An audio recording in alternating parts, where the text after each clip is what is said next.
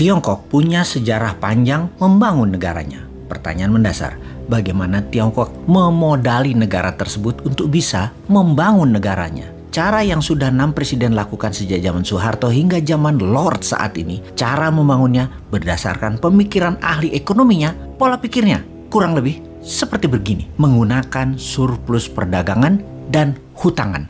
Dalam perdagangan, maka negara harus surplus baru bisa membangun. Surplus alias lebih banyak ekspor dari impor. Inilah yang disebut surplus perdagangan.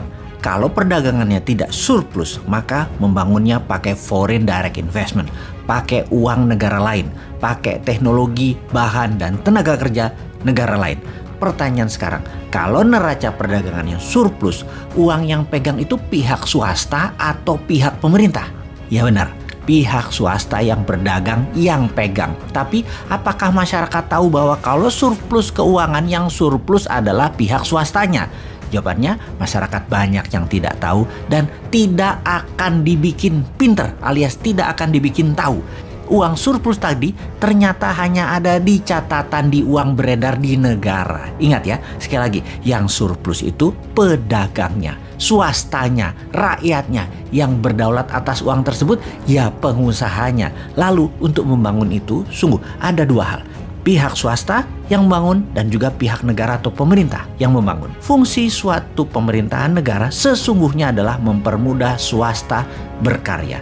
Swasta itu rakyat. Fungsi kebijakan adalah bagaimana masyarakat bisa sejahtera dengan usaha mereka. Fungsi pemerintah yang ada batasnya selama 5 tahunan itu bukan untuk membuat rakyat jadi manja. Dan pastinya bukan untuk membuat pejabat menjadi kaya memanfaatkan peraturan, kewenangan, dan jabatannya. Jadi kalau pemerintahnya membangun, rakyat harus jadi sejahtera dan rakyat harus yang mengerjakannya, dan pastinya yang dibangun adalah sarana mempermudah kehidupan bermasyarakat dan bernegara. Kemudian apa yang dilakukan sudah 6 presiden di Indonesia selama 40 tahunan mereka menjabat selama ini? Samakah dengan Tiongkok bangun selama 40 tahun ini?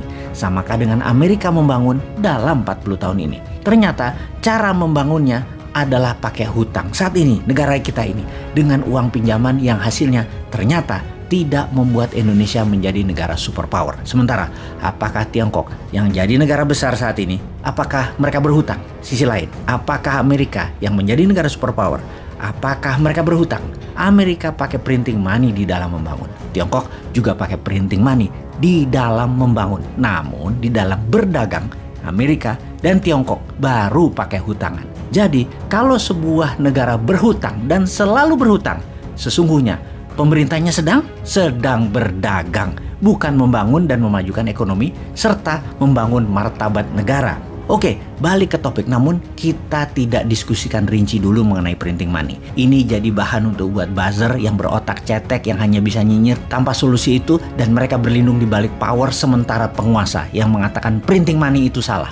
Ngomong-ngomong, rekam digital itu kejam loh. Bahan untuk menghajar buzzer rupiah nanti pada saat para pembayarnya nggak njabat lagi, nggak punya power, itu banyak banget. Kalau ngebayangin nasib mereka ke depan, serem. Apa enaknya ya hidup mereka nantinya ya? Wis, rasah dilanjut ngomongi buzzer mata duitan itu. Intinya kita balik ke pelajaran dasar membangun negara Amerika sejak tahun 71, di mana Amerika printing money-nya tidak pakai emas. Juga Tiongkok di tahun pertengahan 80-an mulai membangun fisiknya dalam negeri. Tiongkok pakai 100% bahan baku nasionalnya. Tiongkok yang membayarnya juga pakai printing money.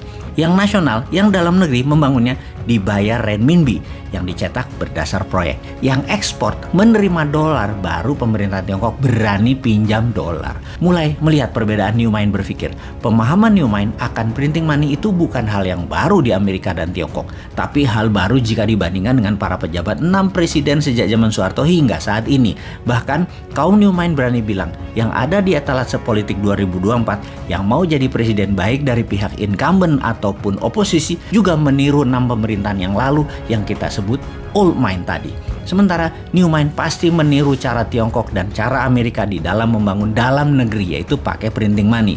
Sementara kalau dalam berdagang, dalam ekspor, baru pakai pinjaman kita pakai juga agar terlihat kita negara yang pada umumnya di mata orang luar. Sekarang Cara membangunnya pakai dana pinjaman duit asing, bahan baku dan teknologinya dari negara lain. Pemerintah saat ini melakukan pinjaman mata uang tadi menjaminkan aset negara. Bener deh, bisa ambiar dalam jangka panjangnya. Tapi namanya juga sedang berkuasa, diingetin sama kita, kita dibilang kadrun. Ya, Sontoloyo dibilang kadrun, wudhu aja nggak lengkap. Bagaimana sih lu buzzer memframing Sontoloyonya nggak keren?